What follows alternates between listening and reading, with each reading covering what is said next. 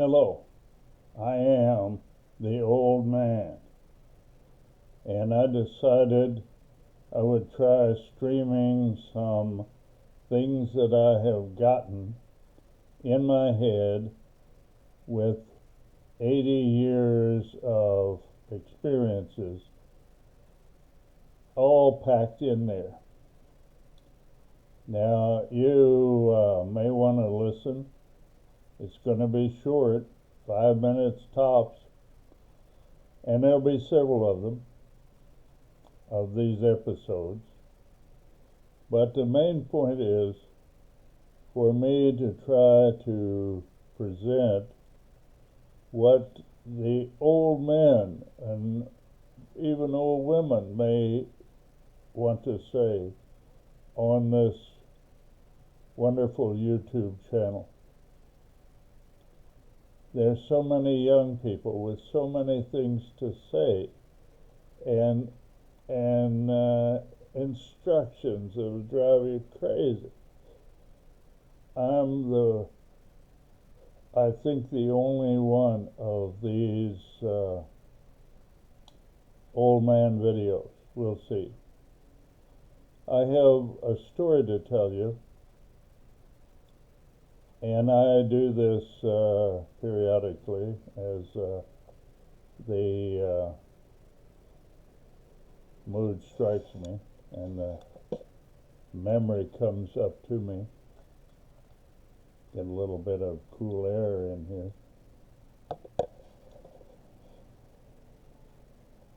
This is a story, a true story, about what I did a little while after my mother passed away.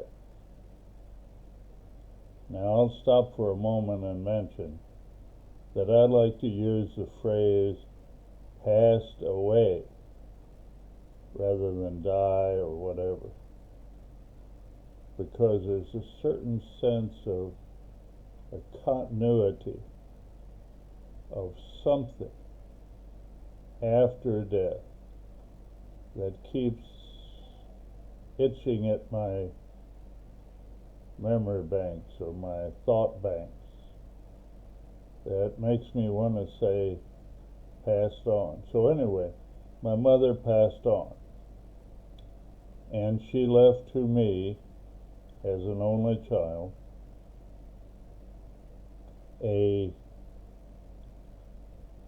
a little house that she had occupied for 4 or 5 years after my father had passed on. So one of the jobs, pleasant or unpleasant, that come to the family, the children, whoever, after someone passes on, is to deal with the stuff they've left behind. And my mother had left behind a number of items, little house, which she deeded to me before she did pass on. But it was I should say, it fell to my job to do something with the many things that she left behind. And most of them, as I sat down to encounter what was there in the house, most of these items were little knickknacks and items that my mother had bought over the years as memory stimulus. She went to Niagara Falls, or one of the falls. She went to Stone Mountain in Georgia. she and my father and I, we went to Florida one year. Every one of these trips, my mother would buy a little something, some kind of little knick-knack, sometimes more than one, that she brought home, and then she would display them in her house. She had shelves, and she also had a table. And one of the most delightful little things that she bought somewhere was a little outhouse about this tall,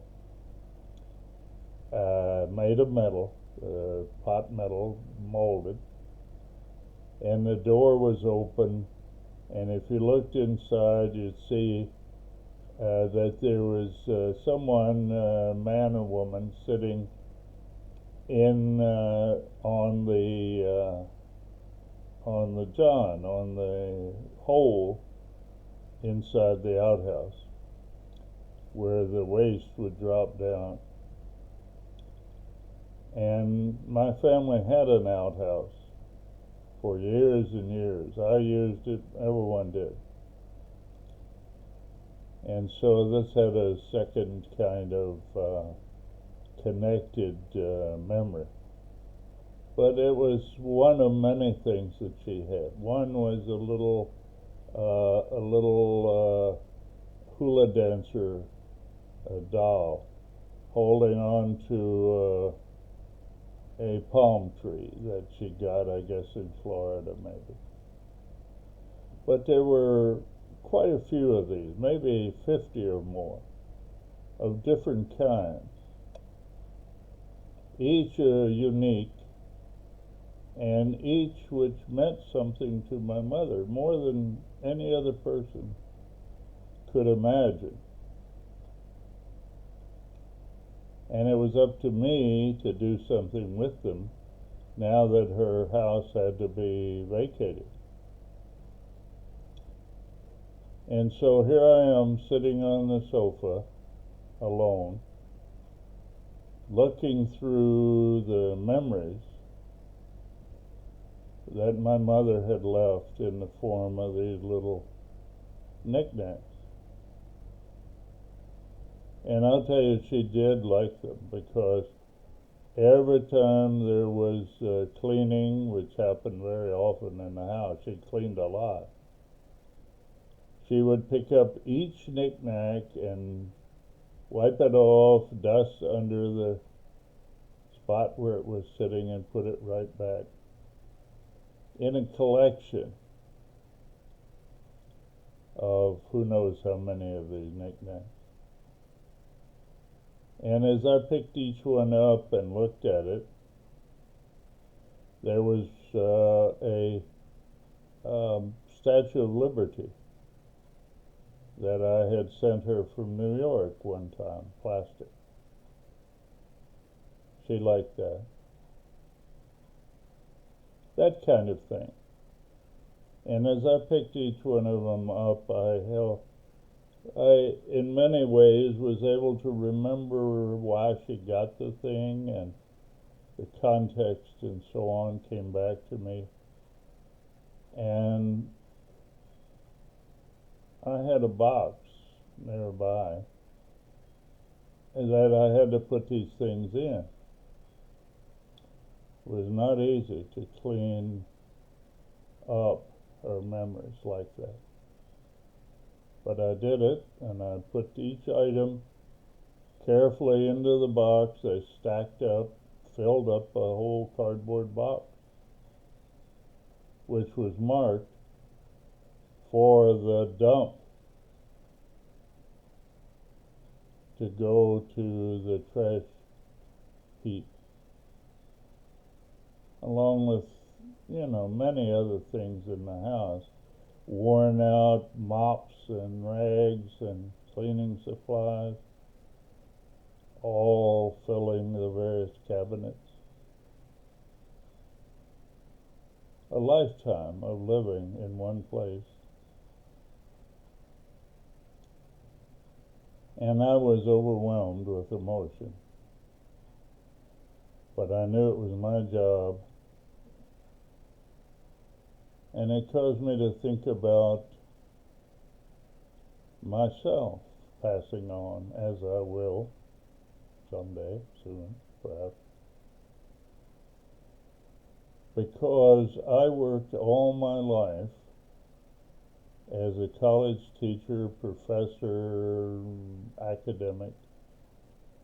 I worked very hard to learn as much as I could about many things. And the other day I was thinking of putting my mother's knickknacks away. And I realized that that was very much like my own circumstance, because I had worked all of these years learning things. And as soon as I pass on, all of that information will be wiped out. It doesn't matter what I succeeded in teaching. Maybe something, maybe I did, I hope. But ultimately, all that pack of information that I gathered with great effort would soon be gone. I wasn't happy about that, I must admit.